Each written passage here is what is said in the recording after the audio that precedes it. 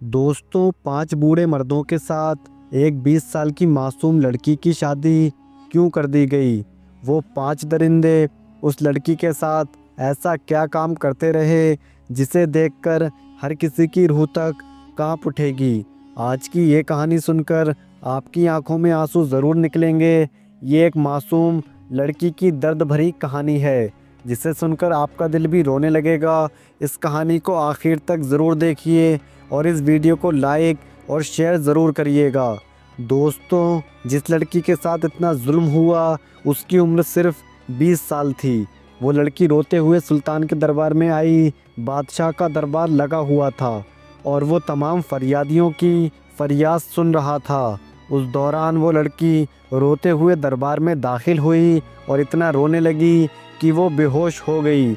लड़की के बेहोश होने के बाद बादशाह परेशान हो गया। वो उठकर खड़ा हो गया और सोचने लगा कि इस लड़की को क्या दुख पहुंचा है। दरबारी भी लड़की की हालत देखकर परेशान हो गए। बादशाह ने फ़ौरन अपने सिपाहियों को हुक्म दिया कि इस लड़की को होश में लाया जाए ताकि वो बता सके कि उसके साथ क्या हुआ है। फ़ौरन शाही हकीम को बुलाया गया और हकीम ने लड़की की नब्ज़ को चेक किया। हकीम ने कहा कि ये लड़की बहुत कमज़ोर है और कमज़ोरी की वजह से बेहोश हुई है। थोड़ी देर बाद जब लड़की को होश आया वो फिर से रोने लगी। बादशाह ने लड़की के सिर पर हाथ रखते हुए कहा, बेटी मुझे बताओ तुम्हारे साथ क्या हुआ है। सब लोग खामोश होकर उस लड़की की कहानी सुनना चाहते थे कि आखिर उसके साथ क्या हुआ है। बादशाह सलामत ने फिर कहा, बेटी अपनी कहानी तफसील से हमें बताओ कि तुम्हारे साथ क्या मामला पेश आया। लड़की ने अपनी दर्द भरी कहानी सुनाना शुरू की। बादशाह सलामत, मेरी उम्र उस वक्त 10 साल थी जब मेरे माँ बाप एक साथ रहते थे। मेरी माँ अक्सर यही कहती थी कि तुम्हारा बाप शराबी है, हमें गालियाँ देता है और तुम्हारा बाप अच्छा आदमी नहीं है। मैं उस वक्त छोटी थी इसलिए इन बातों को समझ नहीं सकती थी। उनके दरमियान लड़ाई होती रहती थी। एक दिन ऐसा हुआ कि लड़ाई इतनी बढ़ गई कि मेरे बाप ने साफ लफ्ज़ों में 3 बार मेरी माँ को तलाक दे दिया। उसके बाद मेरी माँ मुझे कहने लगी कि अब हम यहाँ नहीं रह सकते। तुम्हारे वालिद ने मुझे तलाक दे दी है और हमें कहीं और जाना होगा। मेरी माँ मुझे लेकर वहाँ से चल पड़ी। मैंने अपनी माँ से कहा, अम्मी मुझे आप और अब्बा जान दोनों के साथ रहना है। लेकिन मेरी माँ ने कहा, बेटी अगर तुम्हारा बाप मुझ पर जुल्म करता, मुझे मारता पीटता तो मैं ये सब बर्दाश्त कर लेती, लेकिन अब उसने मुझे तलाक दे दी है इसलिए अब मैं उसके साथ नहीं रह सकती। तुम मेरे साथ चलो क्योंकि तुम्हारा बाप अच्छा इंसान नहीं है। मेरी माँ मुझे अपने मामा के घर ले गई। वहाँ मेरे मामा ने साफ लफ्ज़ों में मेरी माँ से कहा, अगर तुम मेरे साथ रहना चाहती हो तो रह सकती हो, लेकिन मैं तुम्हारी बेटी को अपने साथ नहीं रख सकता। इसकी वजह यह है कि तुम्हारी बेटी भी जवान हो रही है और मेरे भी 4 जवान बेटे हैं। अगर मैं तुम्हें अपने साथ रखूं तो गांव में पंचायत लगेंगी और ये मैं नहीं कर सकता। मैं तुम्हें साथ रख सकता हूं लेकिन तुम्हारी बेटी को नहीं रख सकता। मेरे मामा के इन लफ्ज़ों ने मेरी माँ को और ज़्यादा परेशान कर दिया और वो मुझे कहने लगी, बेटा मैं तुम्हें अपने साथ नहीं रख सकती क्योंकि यहाँ लोग तुम्हें साथ नहीं रहने देंगे। मेरा यहाँ और कोई ठिकाना नहीं है, लेकिन तुम अपने बाप के घर जा सकती हो। इस वक्त मेरी माँ मुझे मेरे बाप के घर छोड़कर चली गई और ख़ुद अपने भाई के घर रहने लगी। जब मैं अपने बाप के घर पहुँची तो मेरे वालिद ने मुझे देखा, मेरे सिर पर हाथ रखा और दिलासा देते हुए कहा, तुम परेशान मत हो बेटी, मैं तुम्हारे साथ खड़ा हूँ। मुझे एहसास हुआ कि मेरा बाप इतना बुरा आदमी नहीं है जितना मेरी माँ उसे बताती थी, लेकिन उस वक्त मैं छोटी थी और मुझे अच्छे और बुरे का फ़र्क समझ में नहीं आ रहा था। इसके बाद जब मैं अपने बाप के साथ रहने लगी तो मैंने देखा कि रात के वक्त एक औरत मेरे बाप के कमरे में आती थी और वो दोनों कमरे में बंद हो जाते थे। सुबह जब वो बाहर निकलते तो मेरा बाप उसे कुछ पैसे थमा देता था और फिर वो औरत चली जाती। मैं बस इतनी छोटी सी थी और मुझे समझ में नहीं आ रहा था कि ये क्या हो रहा है। मेरा बाप हमेशा मुझसे पूछता था बेटा आज तुम क्या खाओगी, क्या पकाओगी, और कहता था अगर तुम्हें कुछ चाहिए तो मुझे बताना। वो मेरे साथ अच्छा सलूक करता था, लेकिन मैं इस बात को समझ नहीं पाती थी। मेरे बाप के साथ मैं 16 साल तक रही। जब मैं 16 साल की हुई तो मेरे बाप ने मेरी अपने दोस्त से शादी करवा दी।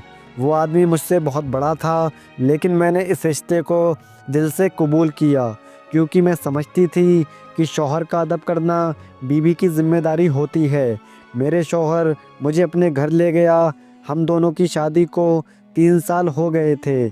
मैं हर वक्त उसके कामों में लगी रहती थी, उसे खुश रखने की कोशिश करती। एक दिन जब मैं अपने घर में खाना बना रही थी, मेरा शौहर घर वापस आया। मैंने उससे पूछा, आज का दिन कैसा गुजरा, तुम कहाँ गए हुए थे? ये सुनकर मेरे शौहर ने मेरे चेहरे पर ज़ोर से थप्पड़ मारा। मैं बहुत हैरान हुई और बिल्कुल ही खौफज़दा हो गई। मेरे शौहर ने कहा, तुम्हें इतनी हिम्मत कहाँ से आई कि मुझसे पूछो कि मैं कहाँ गया था? मैं उन औरतों को बिल्कुल पसंद नहीं करता जो अपने शौहर की ज़िंदगी में दखल अंदाज़ी करती हैं। उसने मुझे 3 बार तलाक दे दी और कहा, चली जाओ अपने बाप के घर जाकर रहो। मुझे समझ में नहीं आया कि मेरा क्या कसूर था, और मैं सोचती रही क्या मेरी इतनी बड़ी ख़ता हुई कि मेरे शौहर ने मुझे तलाक ही दे दी। और जब मुझे मजबूरन अपने बाप के घर वापस आना पड़ा, जब मैं अपने बाप के घर वापस आई तो मैंने अपने ऊपर होने वाले जुल्म के बारे में उसे बताया। मेरे बाप ने मेरे सिर पर हाथ रखकर कहा, बेटी तुम्हारा शौहर शायद अच्छा नहीं था, इसलिए उसने तुम्हें तलाक दे दी। अल्लाह उससे हिसाब लेगा। ये सुनकर मैं बहुत परेशान हो गई। मैंने सोचा मेरे वालिद ने कभी ये मेरे शौहर से क्यों नहीं पूछा कि तुमने मेरी बेटी को तलाक क्यों दी, और क्यों नहीं उस शख्स से बात की। मेरे वालिद का रवैया मेरे लिए बहुत तकलीफ़ देह था, लेकिन मैं खामोश होकर अपने वालिद के घर में ही रहने लगी, क्योंकि उस वक्त और कोई रास्ता नहीं था। और जैसे कि एक औरत को इद्दत गुजारनी होती है, वैसे ही मैं भी इद्दत में बैठी। इद्दत के दौरान 4 महीने 10 दिन गुजरने के बाद मेरे बाप ने मेरी दूसरी शादी की तैयारी शुरू कर दी। अपने बाप के सामने हाथ जोड़कर कहने लगी, अभी मेरी पहली शादी का दुख ख़त्म नहीं हुआ, मैं दूसरी शादी कैसे कर सकती हूँ? लेकिन मेरे बाप ने मेरी बात ना सुनी और कहा, सारे शौहर एक जैसे नहीं होते, तुम उसके साथ खुश रहोगी। मेरे बाप ने मेरी दूसरी शादी करवा दी और मैं रुखसत होकर दूसरे शौहर के घर चली गई। मेरे दूसरे शौहर ने मुझे 3 दिन अपने पास रखा और फिर मुझे तलाक दे दी। उसने भी बिना किसी वजह के मुझे तलाक दे दी थी, और अब मेरे माथे पर 2 तलाक़ों का निशान था। जब मैं अपने बाप के घर वापस आई तो मैंने दोबारा इद्दत में बैठना शुरू कर दिया।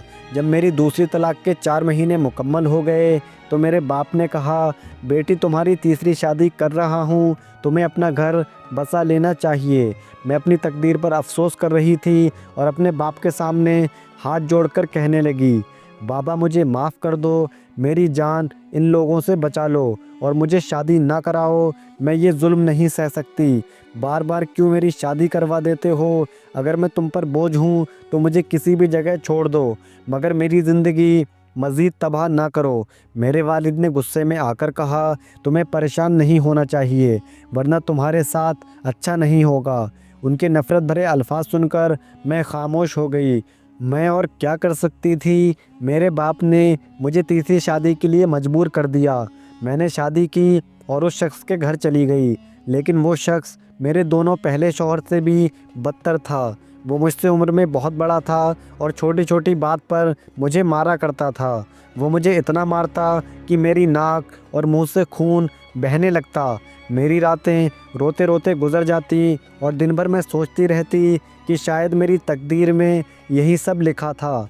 मेरे शौहर का मुझसे मुसलसल झगड़ा रहता था और वो मुझे ताने देकर कहता था, तुम्हारे पहले शौहर ने तुम्हें कहाँ कहाँ हाथ लगाया था। मैं इस जुल्म को बर्दाश्त करती रही, लेकिन उस शख्स ने भी मुझे 3 तलाक दे दी। अब मेरे माथे पर 3 तलाक़ों का निशान था।